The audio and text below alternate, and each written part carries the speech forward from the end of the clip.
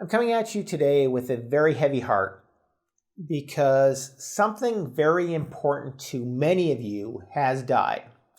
If you're a Canadian and you're still living in Canada, my condolences. If you're an American, this is how it happens. It's slowly at first and then it's all at once. But the pandemic has claimed another life. And this was a life that millions of people loved and many would have even died for. Yes, democracy in Canada is dead. And all of that is coming up along with why it matters and what you can do about it so it doesn't have to matter to you. Welcome back to Renegade News. If you haven't already, smash that like and the subscribe button and let's get right into it. Mark your calendars. On May 25th, 2021, democracy in Canada officially died because that was the day that the entire Canadian government voted to suspend elections until the end of the pandemic. So apparently Florida can stay completely open and the Indianapolis 500 can run and have one of the biggest crowds in history with 135,000 people there and not have any negative consequences from it. But voting for the next person and party to lord over your life like the Canadian government does is just simply way too dangerous. And it's going to result, for sure, in killing you all. According to NDP leader Jagmeet Singh, holding a federal election will come at the cost of Canadians. But apparently a few more years of Justin Trudeau selling out Canada to China and following the North Korea playbook is perfectly safe. Of course, this isn't the first time that democracy in Canada has been declared dead. Back in 2009, when the young drama teacher canceled the Monk debate, TV commentator Rudyard Griffiths called it part of the Trudeau government's Orwellian assault on democracy and freedom of speech. He said, the cancellation of the Monk debate on foreign policy due to Justin Trudeau's refusal to participate denies voters the only real opportunity they had this election to see his foreign policy record challenged. According to the Cultural Party of Canada, the ironclad rule of PM Trudeau has been a ubiquitous threat to democracy and freedom of speech in Canada. Just don't tell anyone, Trudeau commie advisor Gerald Butts instructs Liberal politicians and the Liberal Party. They also said it's more than obvious Justin Trudeau admires communism more than democracy. The next time Trudeau's Liberals were accused of suspending democracy was in 2020 when Trudeau cancelled the sitting Parliament, pausing investigation of his WE scandal, amongst other things. Again, he cited the scary COVID-19 as the reason. A move that the sycophant media tried to cover up and soften up using Orwellian wordspeak. This time, the Cultural Party of Canada said PM Trudeau has leveraged China's COVID-19 dissemination in order to block all opposition to his agenda. Can the WE charity investigation occur when the doors of Parliament are shut? No, it cannot. It is hereby cancelled. This takes both Mother Margaret Trudeau and Communist brother Alexander Trudeau off the hook. But two things, in my opinion, could make this action the final nail in the coffin. First, the entire Canadian federal government decided that this trampling of your rights was the right thing to do.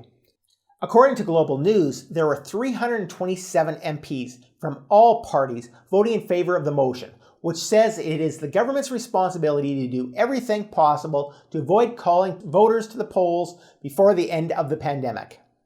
Ontario Independent MP Derek Sloan was the only one who voted against it.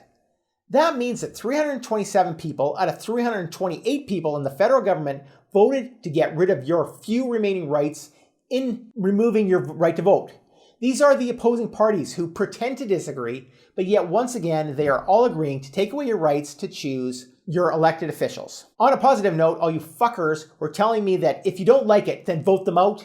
This proves you're full of shit, and that is no longer an option. And the next reason this is the final nail?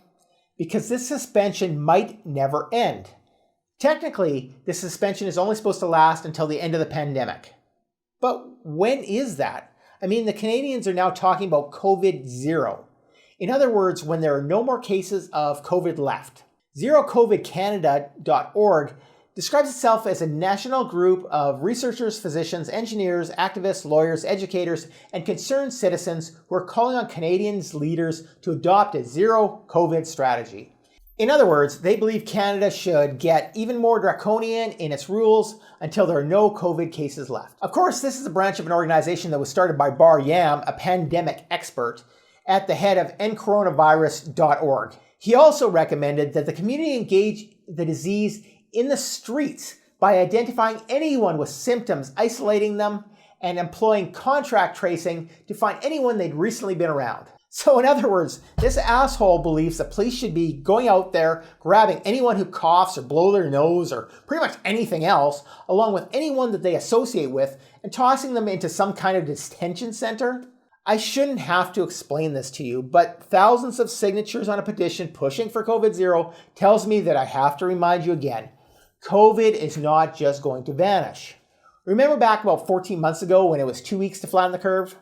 Remember when we were told that if everyone wears a mask for a few weeks, we'll be out of this before you know it? Remember when we were told that it was only until we had a vaccine, and then everyone was fully vaccinated with 2 vaccines, and then when we all took the booster shots? What makes you think COVID is ever going to actually vanish? I mean, even if you support your neighbors getting rounded up and then thrown into prison camps for getting the sniffles. Worldwide death toll rises to over 110 million. All infected Americans are being forced into quarantine camps. COVID is not going away any more than the flu has gone away. But your right to vote now has.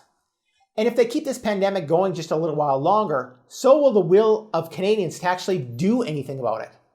I mean, take a look at the freedoms that you've lost already. And yet there are still plenty of Canadians asking for stricter lockdowns, mask and vaccine mandates, and much more. How long do you think Canada will have to suspend elections till everyone pretty much forgets that they ever did have the right to vote? Fortunately, there are still places in the world where you haven't lost all of your freedoms. But they're getting more difficult to find and they're getting more difficult to get into. So now really is the time to start making some plans, even if it's just in case the worst case scenario really does happen. It never hurts to have a plan B. Think of it as some kind of insurance, because if you have that plan B, what any one country's government, economy, or the health ministry does won't have to matter to you anymore. You're going to have a choice. So check out the video you see on the screen right now for more information on how you can find more freedom. And remember, peaceful resistance is not futile. If you haven't subscribed yet, make sure you click the link in the description and subscribe right now so that every week you get the inside scoop on the latest infringements and wins in your fight for more freedom and liberty. If you enjoyed this edition of Renegade News, please hit the like or the share button. We would really appreciate it.